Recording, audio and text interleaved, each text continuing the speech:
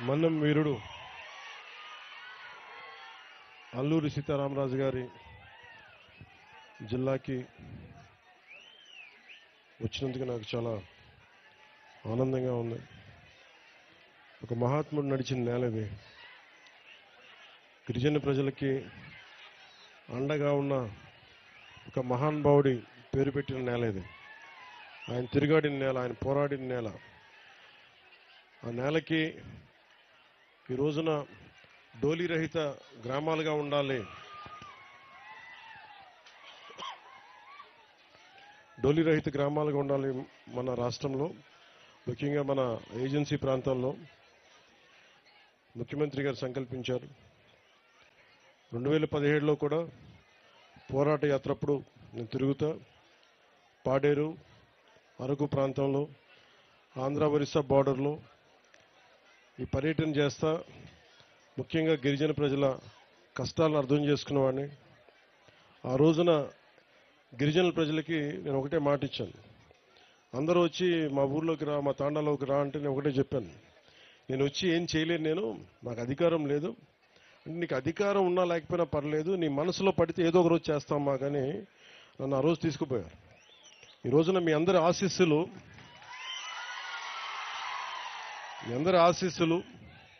మీ అందరి దీవెనలు, ఈ రోజున నేను కూడా ప్రభుత్వంలో భాగస్వామ్యం అయ్యాను. పవన్ కళ్యాణ్ ప్రభుత్వంలో భాగస్వామ్యం అవడం అంటే ఇక్కడున్న ఒక సగటు గిరిజన యువకుడు, గిరిజన యువతి భాగస్వామ్యం అయినట్టు. నిన్న ఉన్నతాధికారులు కూడా చెప్తా ఉన్నాను, ఇప్పుడు ఇందాక కలెక్టర్ గారు కూడా చెప్తా ఉన్నాను, ఎందుకు నడిచాం, ఎందుకు పైకెక్కామంటే డోలీ పట్టుకొని ఒక నలుగురు డోలీ పట్టుకొని ఒక ఇబ్బందుల్లో ఉన్న ఒక ప్రాణాన్ని పట్టుకెళ్ళడం ఎంత కష్టమో తెలుసు నాకు. అది అలాంటిది ప్రాణాలకి, గర్భిణీ స్త్రీలకి, వృద్ధులకి ఇబ్బంది వచ్చే పరిస్థితుల నుంచి సంరక్షించాలి. ఉన్న సమస్య, మొన్న ముఖ్యమంత్రి గారి దగ్గరికి వెళ్ళాం, కేంద్రంలో కూడా మాట్లాడాం, మన ఢిల్లీ పర్యటనలో కూడా దీని గురించి చర్చించాం. ఒకటే చెప్పాను, మాకు ఏజెన్సీ ప్రాంతం ఎక్కువ. మాకు ఈ అల్లూరి సీతారామరాజు జిల్లా అంతా దాదాపు 95% ముఖ్యంగా గిరిజన ప్రజలు, గిరిజన గ్రామాలు ఉన్నాయి. దీనికి ప్రత్యేకంగా దృష్టి పెట్టమని చెప్పాం. అందుకని ఈ రోజున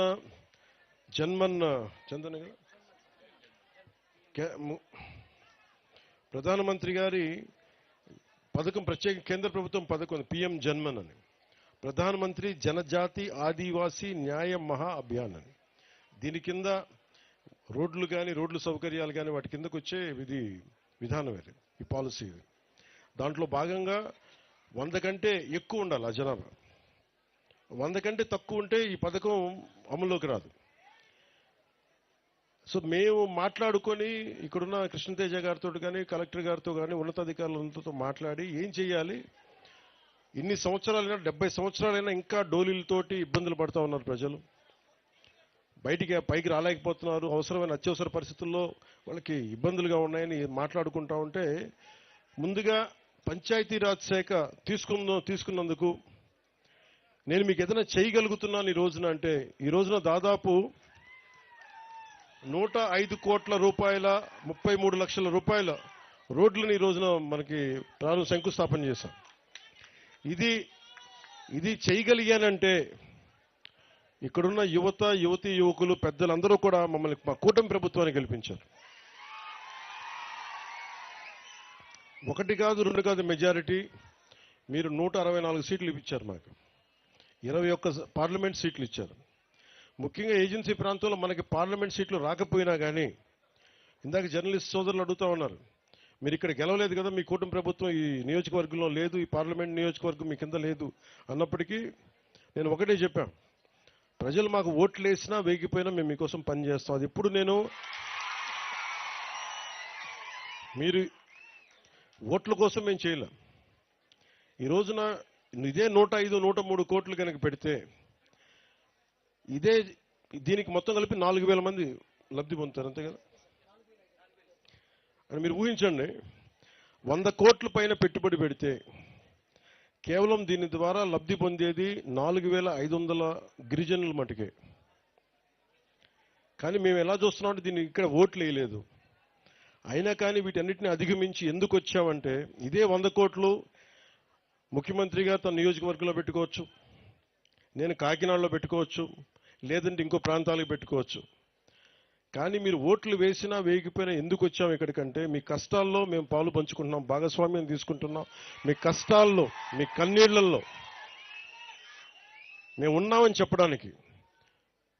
ఇదే 105 కోట్లు పెడితే, చాలా మంది బ్రిడ్జి పెడితే ఒక హైవే కూడా ఒక ప్యాచ్ అయిపోద్ది, కీలకమైన బ్రిడ్జిలు అయిపోతాయి. కానీ వాటన్నిటిని దాటి ఎందుకు పెట్టామంటే, మీ కష్టాల్లో మేము ఉన్నాం.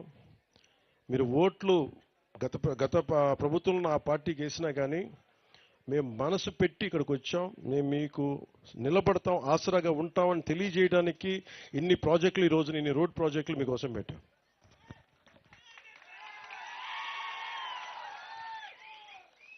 ఈరోజు ఇప్పుడు మనం 19 పనులు ప్రారంభించాం, 98.85 కిలోమీటర్లు.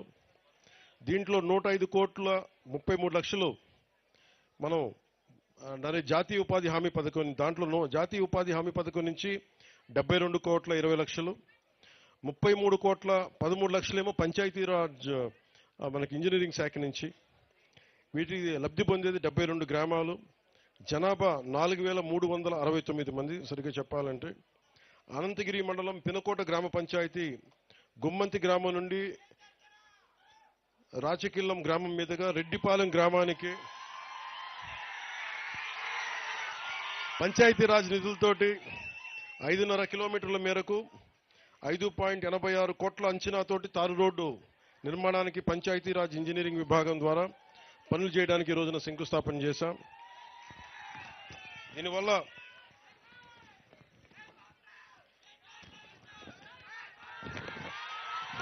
రెండు 249 మంది లబ్ధి పొందుతారు. ఇందాక గ్రామస్తులందరితో మాట్లాడుతూ ఉన్నాను. నిజంగా యువత తలుచుకుంటే, గిరిజన యువత ముఖ్యంగా, యువకులు మీరు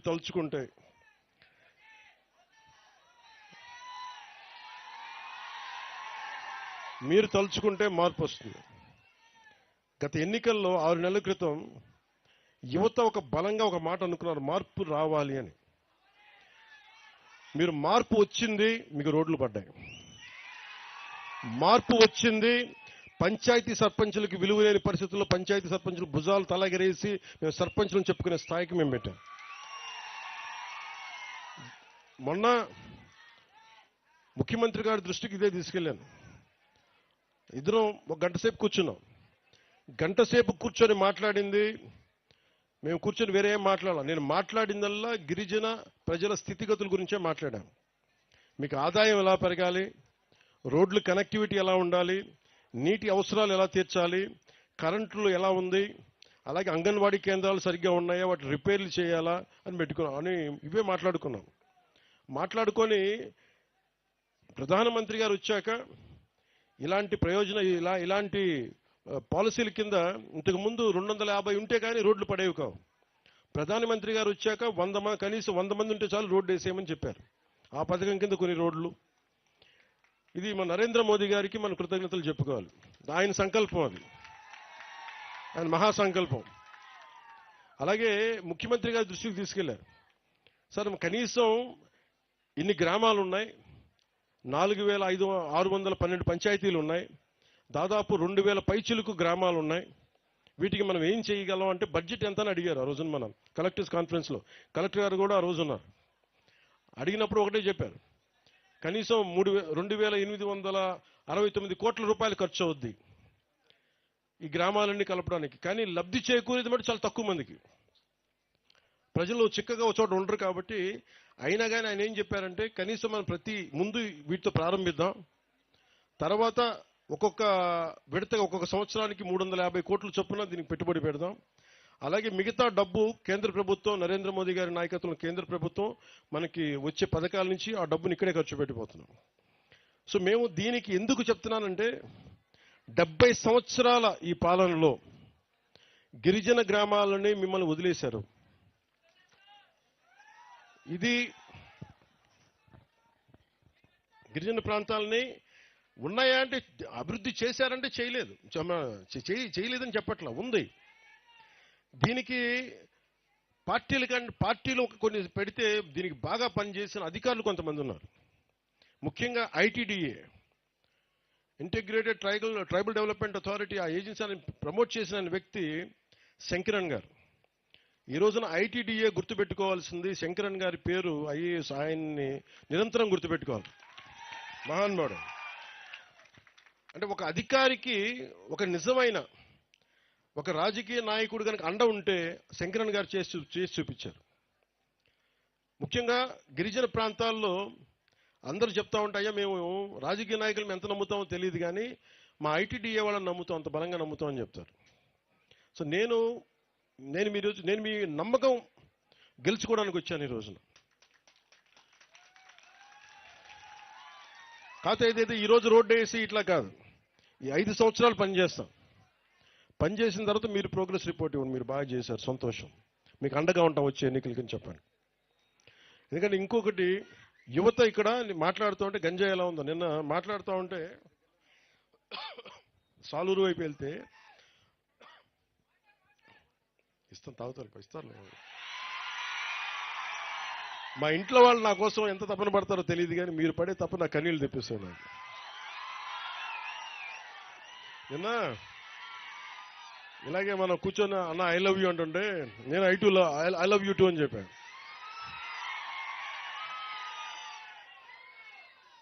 నిన్న పిల్లలు కూడా ఇన్నిసార్లు ఐ లవ్ యూ చెప్పలే, బాగున్నావా ఇలా తట్టేసి వెళ్ళిపోతా. మీరు ఐ లవ్ యూ అంటే మటుకు ఐ లవ్ యూ చెప్పాలనిపిస్తుంది, ఐ లవ్ యూ టూ అని చెప్పాలనిపిస్తుంది. మీకోసం ఇన్ని సంవత్సరాలు 2007లో నేను తిరిగినప్పుడు ఇదే ప్రాంతంలో నేను ఆదిలాబాద్ తాండాలో తిరిగాను, తెలంగాణలో. ఆ తర్వాత 2017లో మళ్ళీ మన తాండాలో తిరిగాను, మన గిరిజన ప్రాంతాల్లో తిరిగాను. ఉన్న సమస్యలున్నా నీటి సమస్యలు ఉన్నాయి, ఓవర్ హెడ్ ట్యాంక్స్ కట్టినా నీటి సరఫరా సరిగ్గా లేదు, నీటి గడ్డల నుంచి నీళ్లు తోడుకోవాలి, పురుగులు ఉన్నాయి, మధ్యలో కొన్ని ఇబ్బందులు ఉన్నాయి, కొన్ని సాంప్రదాయాలను పాటించే మంచి గుణాలు ఉన్నాయి. అలా ఇవన్నిటికీ కూడా అనుసంధానం చేయాల్సిన అవసరం ఉంది. ఎక్కడ లోటుపాట్లు ఉన్నాయి అవి సవరించాలి. ఎక్కడ ఇప్పుడు మన ఇందాక మనం చూసాం, కాఫీ పండించే విధానం కానీ, ఆర్గానిక్ మనకి చిరుధాన్యాలు కానీ పండించడం, ఇవన్నీ చూస్తూ ఉంటే మీకు ఉపాధికి ఇబ్బందులు లేవు. మీకోసం చేయాల్సిందల్లా ఒక శంకరన్ గారి లాగా ప్రతి అధికారి కనుక పనిచేస్తే నిజంగా మీకు నిజంగా చెప్తున్నాను, డబ్బులు నిజంగా ఇది చెప్పాలి, నేను మనసు పెట్టకపోతే, ముఖ్యమంత్రి గారు కనుక మేమిద్దరం చర్చించుకోకపోతే ఈరోజు ఈ ప్రాజెక్ట్ రాదు. కానీ ఎందుకంటే మనసు పెట్టే నాయకులు మీకు కావాలి. ముఖ్యమంత్రిగా నారా చంద్రబాబు నాయుడు గారి దృష్టికి నేను ఏం తీసుకెళ్ళగలనంటే, నాకు ఫైనాన్స్ని ఎలా హ్యాండిల్ చేయాలో నాకు తెలియదు. నాకు తెలిసిందల్లా మీ కష్టాలను గుర్తించి ఒక అనుభవజ్ఞుడైన నాయకుడు ఉండి, సార్ ఈ ఇబ్బందులు ఉన్నాయి ప్రజలకి, రోడ్లు వేయాలి, ఇంకా డోలీలతో ఇబ్బంది పడుతూ ఉన్నారంటే పాపం వెంటనే ఆయన అడ్మినిస్ట్రేటివ్ శాంక్షన్ 39.40 కోట్ల రూపాయలు వెంటనే చేశారు. ఇక్కడున్న కూటమి నాయకులందరి తరపు నుంచి ప్రజల తరపు నుంచి గౌరవ ముఖ్యమంత్రి శ్రీ నారా చంద్రబాబు నాయుడు గారికి మనస్ఫూర్తిగా నా కృతజ్ఞతలు తెలియజేస్తా ఉన్నాను మనందరి తరపు నుంచి. అలాగే మన ప్రధానమంత్రి మనకి పథకాల కోసం మనకి ఎంత రాబోతున్నాయి డబ్బులు, నెక్స్ట్ ఏది చెప్తా ఒక్క నిమిషం. 280 crores ఇప్పుడు జనవరిలో పిఎం మన రోడ్ల కోసం మళ్ళీ జనవరిలో 250 కోట్ల రూపాయలు ప్రధానమంత్రి గారు దీనికి మంజూరు చేయబోతా ఉన్నారు. సో ఇవన్నీ మేము చేయగలుగుతున్నామంటే, నేను దశాబ్దం కష్టపడ్డాను, నేను తిరిగాను, తిప్పలు పడ్డా, తిట్లు తిన్నా, కుటుంబాలను బెదిరించారు, ఆడపిల్లల్ని బెదిరించారు, ఇంట్లో ఆడపిల్లల్ని, భార్యని బెదిరించారు, తిట్టారు. ఇవన్నీ ఎందుకు పడ్డామంటే, ఒక డోలీ మోత మోగే ఒక గ్రామానికి రోడ్డు వేయగలిగితే సంతోషం. ఇన్ని తిట్లు పడ్డాగా నాకు ఎందుకు ఆనందం ఉందంటే, బాధ్యత తీసుకున్నాడుగా తిట్లు పడతాయి. సో బాధ్యత ఇన్ని 5 కోట్ల మంది ప్రజల బాధ్యత తీసుకున్నాం. తీసుకొని ఈరోజు తిట్లు తింటూ కూడా మీకోసం ఉన్నామంటే మీ జీవన స్థితిగతుల్లో మార్పు రావాలి. దానికోసం మేము త్రికరణ శుద్ధిగా పనిచేస్తాం అని తెలియజేయడం. అలాగే దీన్ని అనంతగిరి అంత ప్రాంతానంతా మనం ఊటీగా పిలుచుకుంటాం. దీన్ని ఒక్కొక్క చోట చూసి ఎంత సుందరంగా ఉంది. మనం విజయనగరం వెళ్ళినా కానీ, సాలూరు ప్రాంతానికి వెళ్ళినా, మనం పార్వతీపురం వెళ్ళినా కానీ, మన్యం ప్రాంతంలో ఎక్కడ తిరిగినా చాలా అద్భుతంగా ఉంది. కానీ ఉన్నదల్లా సమస్య ఏంటంటే మనకి కొంత డిసిప్లిన్ కావాలి. టూరిస్టులు కావాలంటే వారికి కొంత బాధ్యత నేర్పించాలి. సో వీటి మధ్య అనుసంధానం చేస్తూ టూరిజం శాఖని డెవలప్ చేయాలి, టూరిజంని డెవలప్ చేయాలి. అలాగే నేను ఇందాక యూత్తో మాట్లాడుతూ ఉంటే నేను కుర్రాన్ని అడిగాను, గంజాయి ఎక్కువ పండుతుందా ఇక్కడ, గంజాయి ఎలా ఉంది అన్నాడు. అంటే ఆహా చాలా సూపర్ అన్నా అన్నాడు. నేనన్నా ఇంత ఓపెన్గా చెప్పేస్తున్నాడేంటి, గంజాయి సూపర్ ఏంటి అన్నావు అన్నాను. అంటే ఏంటన్నా గంజాయి అన్న, లేదన్నా ఎంజాయ్ అన్నాను. అంటే ఏంటి ఉద్దేశం అంటే నేను వచ్చినందుకు ఎంజాయ్ చేస్తున్నావా అని అడిగినట్టు వినిపించిందంట. లేదన్నా నువ్వు అడిగితే నువ్వు ఎంజాయ్ చేస్తున్నావు అంటే ఎంజాయ్ చేస్తున్నా, గంజాయి కాదన్నా. 2017లో నేను తిరుగుతున్నప్పుడు యువతని చాలా మందిని మాట్లాడాను. మనకి అరకు ఏఓబి బార్డర్లో కానీ మొత్తం అరకు ప్రాంతం అన్నింటిలో మాట్లాడితే అందరూ అడిగింది ఏంటంటే ఎందుకు చేస్తున్నారు ఇవన్నీ అని అడిగా. అన్న మాకు డబ్బులు సంపాదించిన వేరే మార్గాలు ఏమన్నా చెప్పన్నా మాకు. ఇది ఒక సామాజిక సమస్యగా చూడాలి. ఇప్పుడు మనం గ్రామ దేవతలకి మన నైవేద్యం పెడతాం. అదే పట్టణాల్లోనూ మైదాన ప్రాంతాల్లో ఏం చేస్తారు, గుడి ఉంటే పులిహోర చేసో చక్కెర పొంగల్ చేసో పెడతారు. ఇక్కడ మనం ఏం పెడతాం, కొర్రలతో పొంగల్ చేస్తాం. బియ్యం ఉన్న చోట మనం అన్నంతో పొంగల్ చేస్తాం. అలాగే ఇక్కడ ఆచార వ్యవహారాలు ఒక్కొక్క నేలకు ఒక్కొక్క సాంప్రదాయం ఉంటుంది. గిరిజన సాంప్రదాయాల్లో మనకి కళ్ళు పెట్టడం దగ్గర నుంచి మనకి తల్లులకి, గ్రామ దేవతలకి, అలాగే గంజాయి పెట్టడం కూడా, గంజాయి ఆకుని ఇవ్వడం కూడా అది ఒక సాంప్రదాయం. అలాంటి సాంప్రదాయాల కోసం పెంచుకున్న ఈ గంజాయి మొక్క, ఇది సమస్య ఏమైపోయిందంటే అది సంస్కృతి వరకు ఉండిపోతే పర్లా, గిరిజన ఆచార వ్యవహారాల వరకు ఉండిపోతే ఇబ్బంది ఉండేది కాదు. దాన్ని కమర్షియలైజ్ చేశారు, ఎక్స్పోర్ట్ చేశారు. ఎకరాల్లో వేలాది హెక్టార్లు పండించడం స్టార్ట్ అయిపోయేటప్పటికీ ఆంధ్రప్రదేశ్ ఈ రోజున గంజాయికి నెంబర్ 1 క్యాపిటల్ అయిపోయింది. మనం అనుకోవచ్చు ఏం జరుగుద్ది, గంజాయి మనకు మొక్కేస్తాం పోద్దంటే. దీనివల్ల ఏం జరుగుతుంది అంటే చాలా మంది యువత పాడైపోయి తాగేసి చిన్నపిల్లలకి చాక్లెట్ల రూపంలో ఇచ్చేసి, మొన్న ఈ మధ్యన కడపలో అనుకుంటా టీచర్ మీద తిరగబడి పిల్లలు కొట్టేశారు గుండెల మీద కొడితే చనిపోయారు ఆయన. దానికి కూడా ఈ మొత్తం మంది ప్రభావం ఉందనేది పోలీసులు ఆ దిశగా కూడా ఆలోచిస్తున్నారు. అందుకని గంజాయి సాగుని మనం నిలువరించాలి. కానీ అలాగే నేను ఆలోచిస్తుంది ఏంటంటే ముఖ్యమంత్రి గారి దృష్టి కూడా తీసుకెళ్ళి దీన్ని ఒక సామాజిక సమస్యగా కూడా చూడాలి. అందుకని టూరిజం మీకు మేజర్ మనీ అవుద్ది. మీరు కనుక టూరిజంని కనుక మీరు అప్లై చేసుకుంటే, ఉదాహరణకి మనకు 20 గ్రామాలు ఉన్నాయి. 20 గ్రామాల్లో మీరు 2 ఇళ్ళు కనుక ఒక హోమ్ స్టే లాగా అదే ఇల్లు బాగా కట్టి, అదే మట్టి బాగా కట్టి కనుక ఇవ్వగలిగితే, ఎవరైనా బయట వాళ్ళు వస్తే ఒక 2 రోజులు ఉంటే మీకు డబ్బు వస్తాయి. మీ చిన్న గ్రామాలకి డబ్బు వస్తాయి. మీరు చుట్టుపక్కల ఏదైనా తీసుకెళ్తే మందు మాకులు మనం కూర్చోబెట్టి ఆయుర్వేదిక్ మొక్కలు వేస్తే దానివల్ల కొంటే డబ్బులు వస్తాయి. ఇప్పుడు నేను ఇందాకెళ్ళి ఒక 1000 రూపాయలు 1500 రూపాయలు పెట్టి ఆ మొక్కలు కొనుక్కున్నాం. సో మనం చాలా చెయ్యొచ్చు. సో మీకు గంజాయి అనేది అది మీకు ఆదాయానికి మార్గం కాకూడదు. నేను యువతకు అదే కోరుకుంటా ఉన్నా. సంపాదించడం చాలా తేలిగ్గా ఉంటుంది, కానీ దాని ద్వారా వచ్చే దుష్ఫలితాలు మటుకు చాలా లోతుగా ఉన్నాయి. అందుకని ముఖ్యంగా అందరూ ఉన్నారని నేను చెప్పట్లేదు, కానీ గంజాయి సాగు చేస్తున్న యువతకి నా అప్పీల్, నా విన్నపం ఏంటంటే దయచేసి మీకు ప్రత్యామ్నాయ మార్గాలు కల్పిస్తాం. దాన్ని కొంచెం మీరు ఆలోచించి దాన్ని దయచేసి ఎంకరేజ్ చేయకుండా మీరు దృష్టిలో ఉంటారని నేను మీకు వేడుకుంటా ఉన్నాను.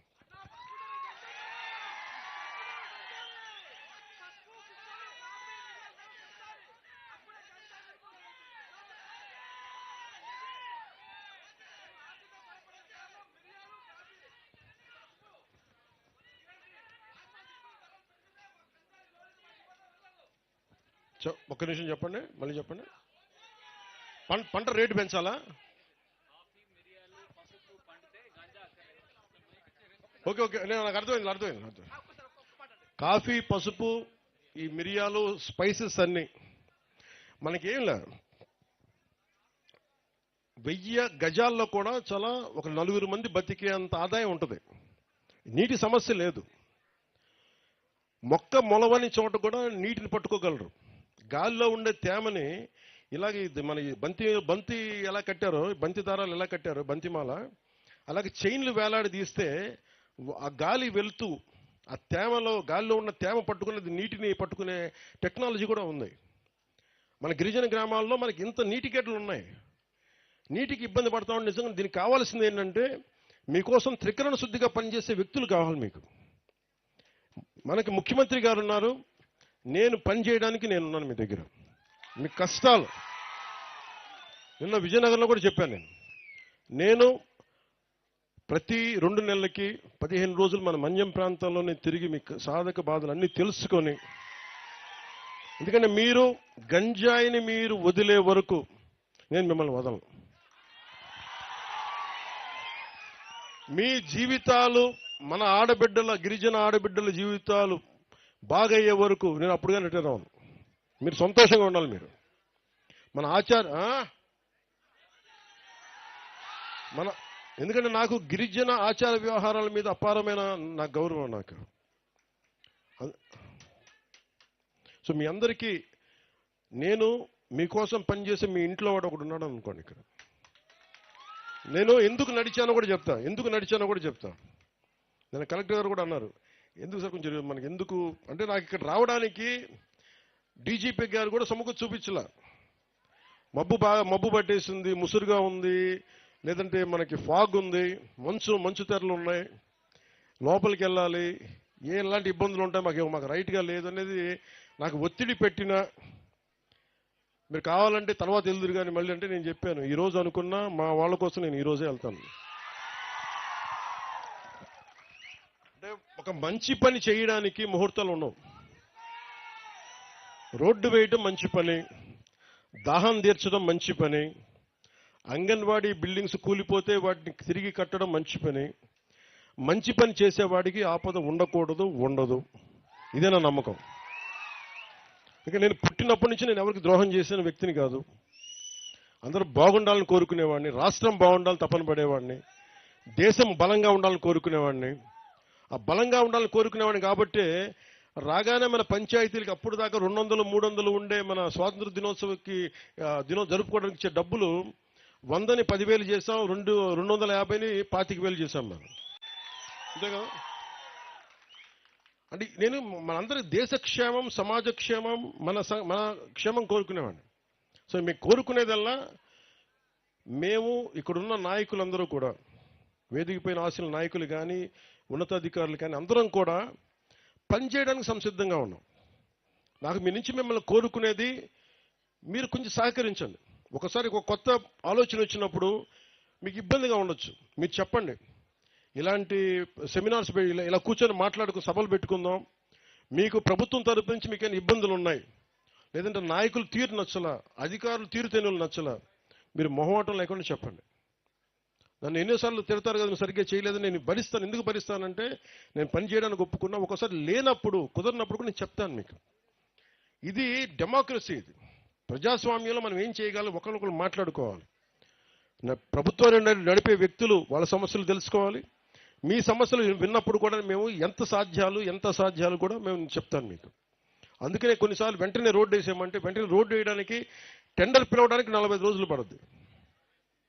అందుకే నేను చెప్పాను, ముందస్తుగా కొన్ని రోడ్లు ఏమేమి చేయగలరో చేసేయాలంటే ఇల్లు మనకి ఆగమేఘాల మీద చేస్తున్నాం అది. అందుకని మీ సహాయ సహకారాలు కావాలి. ఇందాక అడిగి ఒక్కొక్కరితో మాట్లాడుతున్నాం, మాకు ఇక్కడ జూనియర్ కాలేజ్ లేదు, ఇన్ని మండలాలు కలిపి ఇన్ని జూనియర్ కాలేజ్ లేదు మా మండలం కంటే. 16 ఎకరాల స్థలం ఇచ్చారు అంటే వెంటనే చెప్పాను, జూనియర్ కాలేజ్ కావాలంటే మన నిధులు మాట్లాడదాం, జూనియర్ కాలేజ్ కూడా ఏర్పాటు చేద్దాం దీనికి.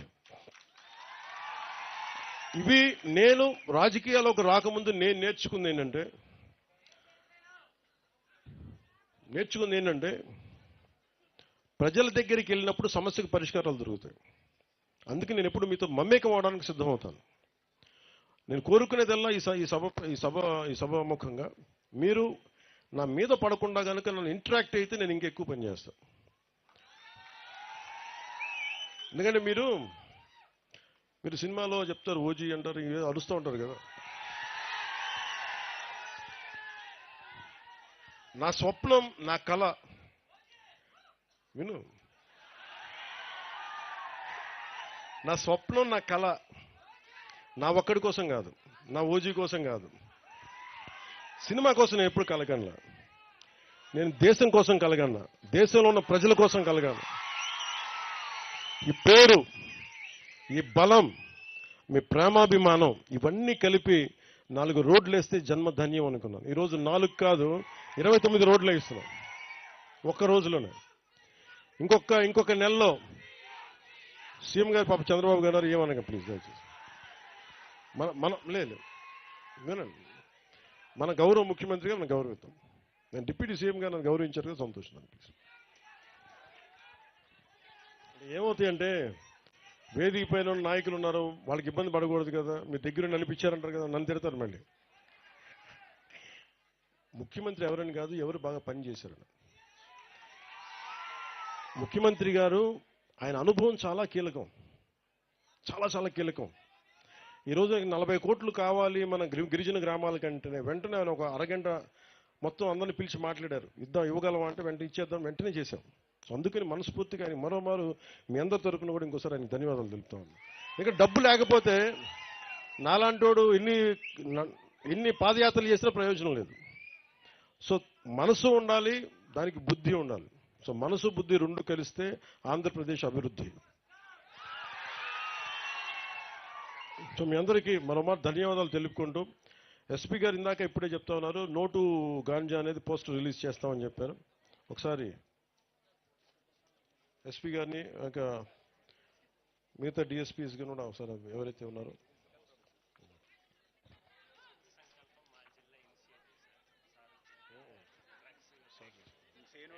క్యాంపెయిన్ చేస్తున్నాం సార్. యాక్చువల్లీ దానికి డి అడిక్షన్ సెంటర్స్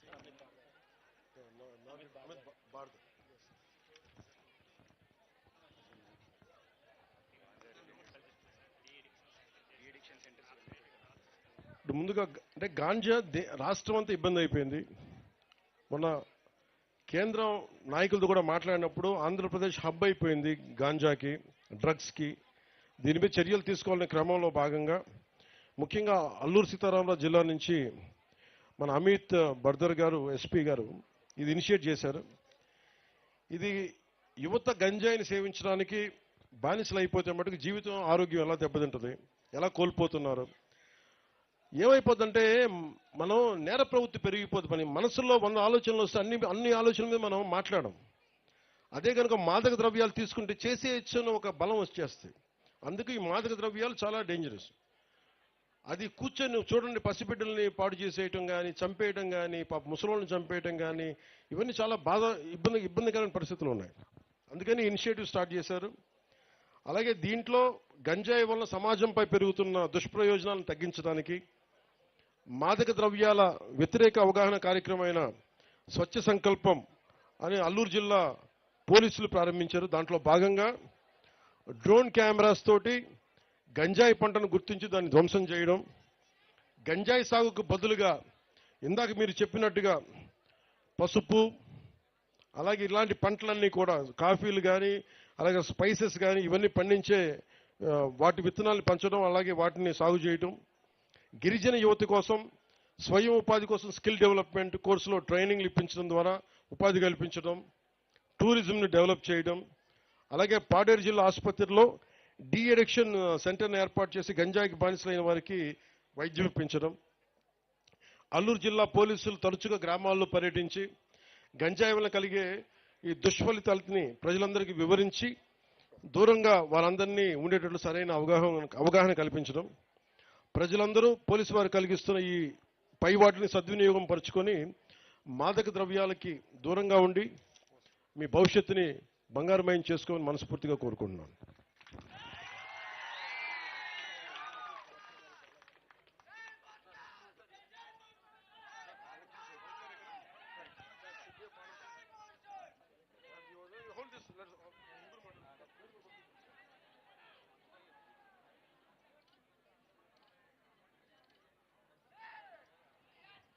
నేను ఎప్పుడు కూడా కలగనలే,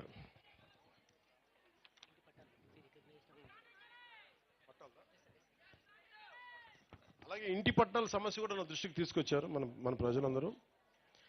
చాలామంది మన గిరిజన ప్రాంతాలుగా ఎన్నో సంవత్సరాలుగా ఈ కొండల్లో ఉంటున్న వారికి ఇల్లు కట్టుకోవడానికి ఇంటి పట్టాలు మంజూరు చేయమని కోరుతా ఉన్నారు.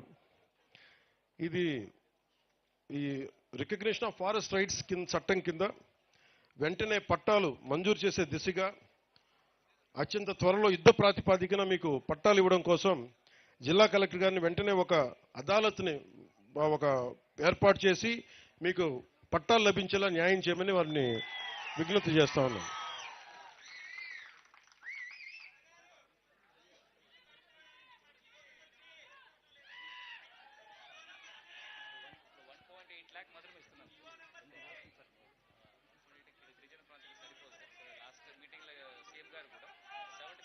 అదనపుగా ట్రైబల్ సార్లు ఇవ్వమని చెప్పారు సార్. 1.8 1,80,000 సరిపోవట్లేదు, అదనంగా ఇంక ఇమ్మని కదా, అదే కదా మీరు అడిగేది. దీని మీద అంటే అలాగే ఇప్పుడు గత ప్రభుత్వం నడిపిన నాయకుల్లాగా జేబులో ఉన్న డబ్బులాగా నేను అట్లా కూర్చోబెట్టి చేసేస్తానని చెప్పి వాళ్ళు Rushikonda palace కట్టుకున్నారండి.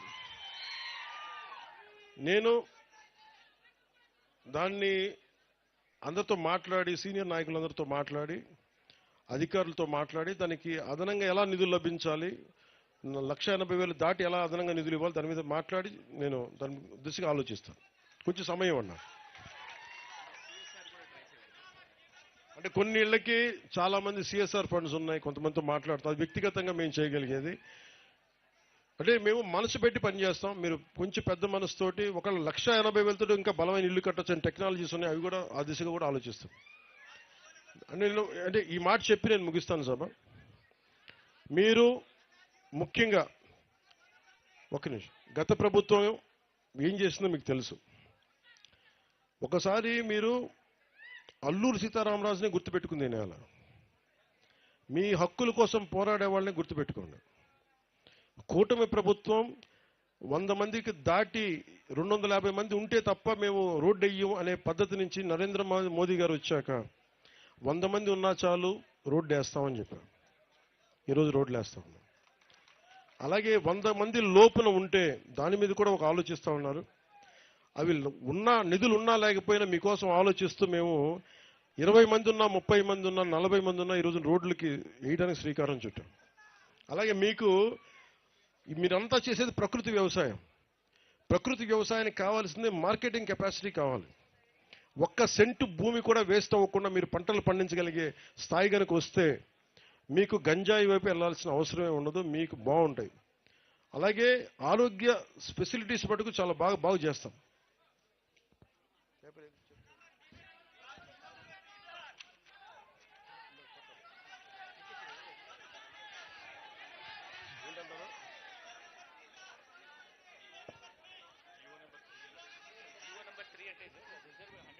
Reservation for all jobs for hearing on this. Supreme Court has quashed it, struck it. అంటే నేను జీవో నెంబర్ 3కి ఇది మాట్లాడుతూ ఉన్నా. ఇప్పుడు నేను మీ చేత ఓట్లు వేయించుకోవడానికో చప్పట్లు కొట్టించుకోవడానికో ఒక మాట మాట్లాడి చేసేస్తాం అని మాట్లాడవచ్చు. కానీ మనం సుప్రీంకోర్టులో కొన్ని హైకోర్ట్స్లో ఉన్నప్పుడు కొంచెం జాగ్రత్తగా వ్యవహరించాల్సిన పరిస్థితి ఉంది. అన్ని ఉద్యోగాలు ఎవరైనా సరే ఉద్యోగాలు ఎలా వస్తాయి మీరు ఆలోచించండి. స్కిల్ ఉండాలి. ఒకవేళ నాకు రిజర్వేషన్ లేనప్పుడు నేను ఏం చేస్తాను చెప్పండి. స్కిల్ డెవలప్ చేసుకుని వెళ్ళాలి. రిజర్వేషన్ వచ్చే వరకు వెయిట్ చేయడం నాకైతే భయం వేస్తుంది నా జీవితం. సో మీరు చెప్పిన GO 3 ఏదైతే ఉందో దాని గురించి ముఖ్యమంత్రి గారి దృష్టికి తీసుకెళ్తాను. ఈ లోపు మీరు ఆర్థికంగా ఇబ్బంది పడకుండా మీకు స్కిల్ డెవలప్మెంట్ చేస్తే మీకు ఫలితాలు వస్తాయి, మీకు ఆర్థికంగా బలోపేతం అవుతారు. మీలో నేను పోయినసారి అరకుకు పోయినప్పుడు ఒక కుర్రోడికి మార్షల్ ఆర్ట్స్ వచ్చు, మలేషియాలోకి వెళ్దామంటే అన్న నాకు సపోర్ట్ చేయట్లేదని. అలా ఎంతమంది మీరు ప్రతిభ మీలో ఎంతమంది ఉందో మీకేం తెలుసు. మిమ్మల్ని మౌంటైనీరింగ్ పంపించామనుకోండి, మీరు ఒకటి తెన్సింగ్ నాకేలా ఉన్నారేమో. మీ ప్రతిభ పాఠవాల్ని బయటికి, మీ సమర్థత బయటికి తీయాలి. మీరు గొప్ప రన్నర్స్ ఉన్నారేమో, మ్యారథాన్ రన్నర్స్, గోల్డ్ మెడలిస్ట్ సాధించగలరేమో, మీరు గజీతగాళ్ళు ఉన్నారేమో, సైంటిస్టులు ఉన్నారేమో. లేదంటే గొప్ప ఐఏఎస్ల ఐపీఎస్ల స్థాయి ఉందేమో, గొప్ప పోలీస్ అధికారుల స్థాయి ఉందేమో.